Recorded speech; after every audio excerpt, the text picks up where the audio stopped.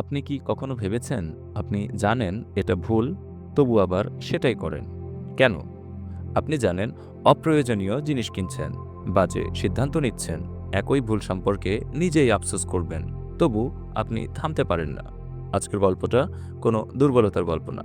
এটা মানুষের মস্তিষ্কের গল্প। আমরা নিজেদের বলি, আমি যুক্তিবাদী মানুষ, আমি হিসাব করে সিদ্ধান্ত নেই। কিন্তু প্রেডিক্টেবলি ইরেশনাল বইটা বলছে আমরা অযৌক্তিক, কিন্তু এলোমেলোভাবে না। আমরা নিয়ম মেনে ভুল করি। আর সেই নিয়মগুলো বুঝতে পারলে আপনি নিজের জীবনকেই নতুন চোখে দেখবেন। ড্যান অ্যারেইলি ১৯৬৭ সালে জন্মগ্রহণ করেন। তিনি একজন আমেরিকান অধ্যাপক, গবেষক এবং জনপ্রিয় লেখক। তিনি ডিউক ইউনিভার্সিটি এর জেমস বি ডিউক প্রফেসর হিসেবে মনোবিজ্ঞান মানে সাইকোলজি ও আচরণগত অর্থনীতি মানে বিহেভিয়ারাল ইকোনমিক্স পড়ান। একই সঙ্গে তিনি আচরণগত বিজ্ঞানের বা বিহেভিয়ারাল সায়েন্সের গবেষণালব্ধ ধারণা বাস্তবে প্রয়োগ করার জন্য একাধিক কোম্পানির কো-ফাউন্ডার। ড্যান অ্যারিয়েলি সবচেয়ে বেশি পরিচিত মানুষের ইরেশনাল বিহেভিয়ার অর্থাৎ অযুক্তিসঙ্গত সিদ্ধান্ত নেওয়ার প্রবণতা নিয়ে তার গবেষণার জন্য। আধুনিক অর্থনীতির মানুষ সবসময় যুক্তিবাদী, এই ধারণাকে তিনি ধারাবাহিকভাবে চ্যালেঞ্জ করেছেন। তিনি দ্য ওয়াল স্ট্রিট জার্নালে দীর্ঘ সময় ধরে ২০১২ থেকে ২০২২ সাল পর্যন্ত আস্ক অ্যারিয়েলি নামে একটি জনপ্রিয় অ্যাডভাইস কলাম লিখেছেন, যেখানে দৈনন্দিন জীবনের সিদ্ধান্ত, নৈতিকতা, আত্মপ্রবঞ্চনা ও মানব আচরণ নিয়ে প্রশ্নের উত্তর দিতেন। তার লেখা ৩টি বই New York Times best seller তালিকায় জায়গা করে নেয়: predictable irrational, the upside of irrationality, the honest truth about dishonesty.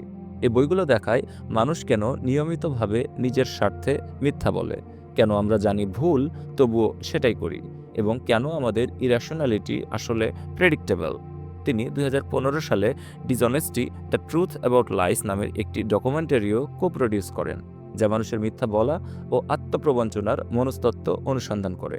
Dan অ্যারিয়েলির জীবন, গবেষণা ও প্রেডিক্টেবলি ইরেশনাল বই থেকে অনুপ্রাণিত হয়ে ২০২৩ সালে এনবিসি টিভি একটি সিরিজ নির্মাণ করেন, যার নাম দ্য ইরেশনাল। সংক্ষেপে বললে, ড্যান অ্যারিয়েলি আমাদের শেখান মানুষ ভুল করে অজান্তে নয়, বরং ভুল করার মধ্যেই মানুষ সবচেয়ে বেশি মানুষ হয়ে ওঠে। ড্যান অ্যারিয়েলি একটা অস্বস্তিকর সত্য সামনে আনেন: মানুষের সিদ্ধান্ত, যুক্তি সবসময় চালকের আসনে বসে না। আমাদের সিদ্ধান্ত চালায় আবেগ, তুলনা, লোভ, সামাজিক চাপ। আর সবচেয়ে ভয়ঙ্কর সত্য হলো আমরা এই প্রভাবগুলো বুঝতেই পারি না। আইডিয়া ব্লক ১, রিলেটিভিটি বা তুলনা। তুলনা হচ্ছে সবচেয়ে নীরব ফাঁদ। আমরা জিনিসের দাম বুঝি না, আমরা বুঝি তুলনা, মতলব রিলেটিভিটি।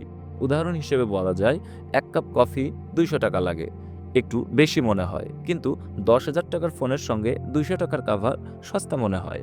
জিনিস বদলায় না, বদলায় শুধু তুলনার ফ্রেম। আমাদের সিদ্ধান্ত তাই স্বাধীন না, এটা পরিবেশ দ্বারা ডিজাইন করা। Idea block ২, free and zero price. Free শব্দটা আমাদের মস্তিষ্ক হ্যাক করে। ফ্রি মানে কি? অর্থনৈতিকভাবে ফ্রি মানে শূন্য মূল্য, কিন্তু মস্তিষ্কের কাছে ফ্রি মানে ঝুঁকি নেই, হারানোর ভয় নেই। এ কারণেই আমরা অপ্রয়োজনীয় ফ্রি জিনিস নেই, কিন্তু দরকারি জিনিস দিতে দ্বিধাবোধ করি। ফ্রি আমাদের যুক্তিকে মানে লজিক বা চিন্তা করার ক্ষমতা বন্ধ করে দেয়। আপনি শেষ কবে কোন ফ্রি অফার ফিরিয়েছেন? Idea block ৩, emotions.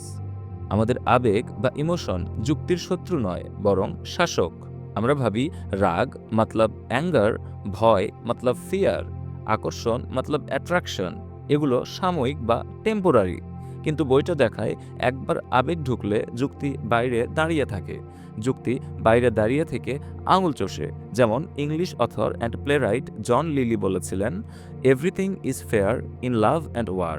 আর লাভ এবং ওয়ারই হচ্ছে মানুষের সবচাইতে বড় আবেগ। রাগের সময় আপনি যা বলেন শান্ত মাথায় কখনো বলতেন না। আবেগ আমাদের ভবিষ্যৎকে হাইজ্যাক করে ডাস্টবিনে ফেলে দিয়ে আসে। কিন্তু সবচেয়ে ভয়ঙ্কর ভুলটা এখনো বাকি। Idea block ৪, self control and temptation. আমরা ভবিষ্যৎ নিয়ে নিজের সঙ্গে প্রতারণা করি। আজ আপনি বলেন কাল থেকে নিয়ম মানব, কিন্তু কাল আসলে আজকের মানুষটা আর থাকে না। আমরা ভবিষ্যতে নিজেদেরকে একজন ভালো মানুষ ভাবি, কিন্তু ভবিষ্যৎও মানুষ, তারও দুর্বলতা আছে। এ কারণেই ডায়েট ভাঙে, পরিকল্পনা ভাঙে এবং আমাদের স্বপ্ন ভাঙে। সবচেয়ে কঠিন সত্য, আমরা ভুল করি না কারণ আমরা বোকা, আমরা ভুল করি কারণ আমাদের মস্তিষ্ক এইভাবে বানানো। আর আমরা যতই শিক্ষিত হই, এই দুর্বলতাগুলো কখনোই যায় না, শুধু রূপ বদলায়। তাহলে উপায় কি? ড্যান এরিলি কোনো জাদু দেখান না। তিনি বলেছেন, তোমাদের উইজডমকে ইন্টিগ্রেট করো। তিনি বলেন, নিজেকে বদলাতে যাবেন না, পরিবেশ বদলান। নিজের উপর কম ভরসা রাখুন, সিস্টেমের উপর ভরসা রাখুন, কারণ নিজেকে বিশ্বাস করা সবচেয়ে বড় ঝুঁকি। এই বই আমাদের লজ্জা দিতে চায় না বা ইনডিগনিফাই করতেও চায় না। এটা বলে আপনি একা না, আপনি যে ভুল করেন মানুষ সেটাই করে। প্রজ্ঞা আসে তখন যখন আমরা নিজেদের উইকনেস স্বীকার করি আর বলি, আমি দুর্বল, তাই আমি প্রস্তুতি নেব। যদি এই ভিডিওটা আপনাকে ভাবায়, নিজের সিদ্ধান্তগুলো নিয়ে ভাবায়, তাহলে লাইক দিন আর কমেন্ট করুন। আর মানুষের আচরণ, মন আর সমাজ নিয়ে এমন ভিডিও পেতে সাবস্ক্রাইব করুন।